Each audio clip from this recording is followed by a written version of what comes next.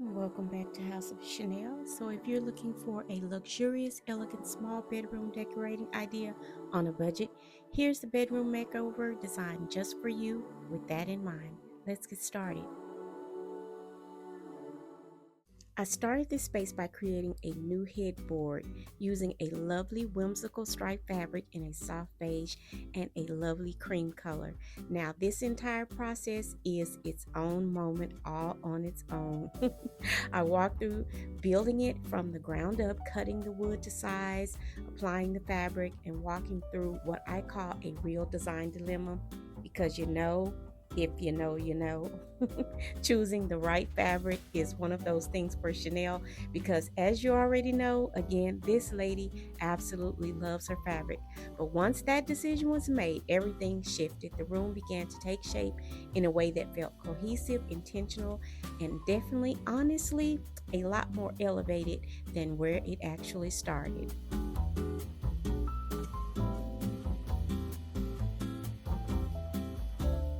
Once the headboard was totally complete and the fabric chosen, of course, everything else could begin to fall right into place.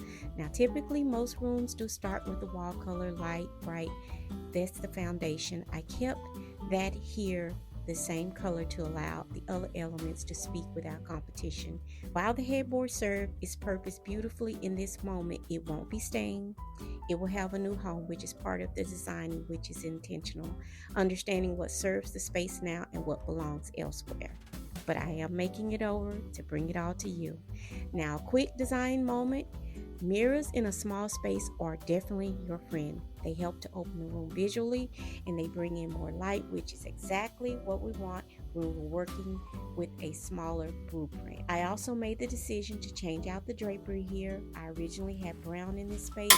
Before this makeover, we're moving to a lighter color, especially in a small bedroom. Another tip, heavier tones can start to close the room in if you're not careful. So I chose a cream tone very close to the wall color, and what that does is create a seamless, brighter feel across the entire room.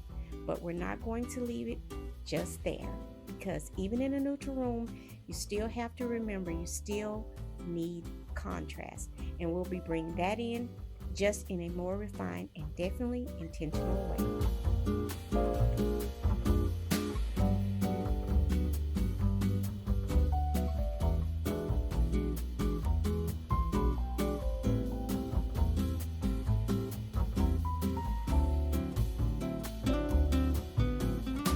As I mentioned before, this is where the contrast begins to show up in the space. It comes in through the artwork and, of course, just a touch of blue using what I already had on hand.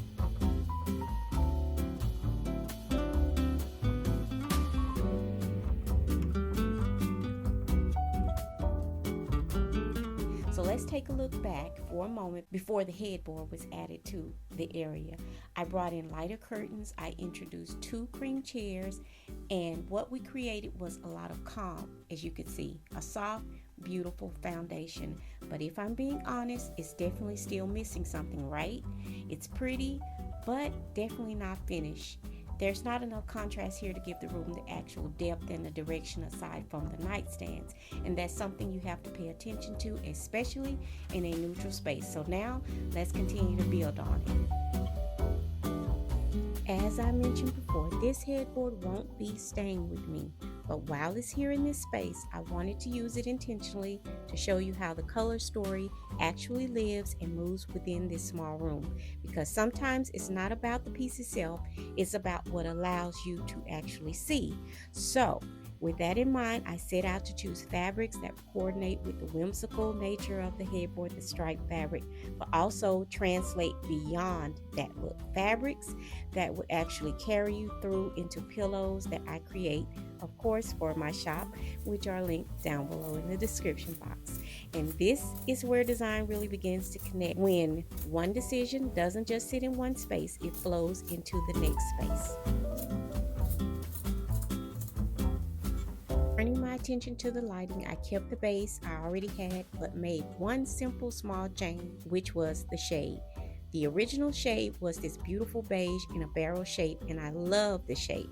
I actually really do like the shade. It's a classic for me. So I wasn't about to change that. But at this point, the room actually needed a little bit of a break from all of the beige because the beautiful headboard is already a dominant piece. Placing the lamp, I simply lightened the shade, and that one small change happened to soften things, and it gave the room a little more breathing space without losing the look that I was desiring to have for the area.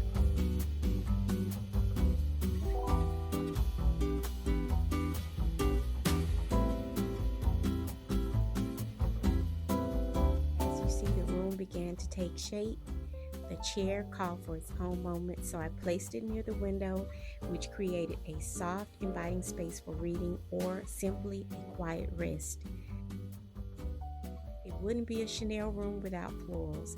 Whether they are real or faux, I always say they bring a certain life into a space that nothing else quite can.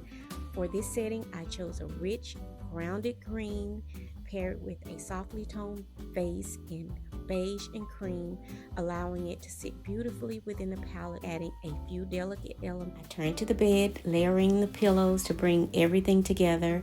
I chose the Chantilly blue songbird. I paired it with a birch lumbar and the Lemire stripe, each one of these working to complete the overall look without overwhelming the other.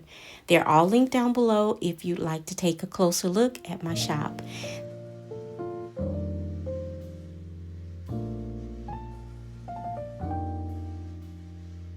At the foot of the bed, I added a soft layer, just enough to carry that color through the space while keeping everything light and open. And that's where the room came together. Nothing heavy, nothing overdone, just a space that feels very relaxed, calm, balanced, and easy to walk into and to take a restful moment.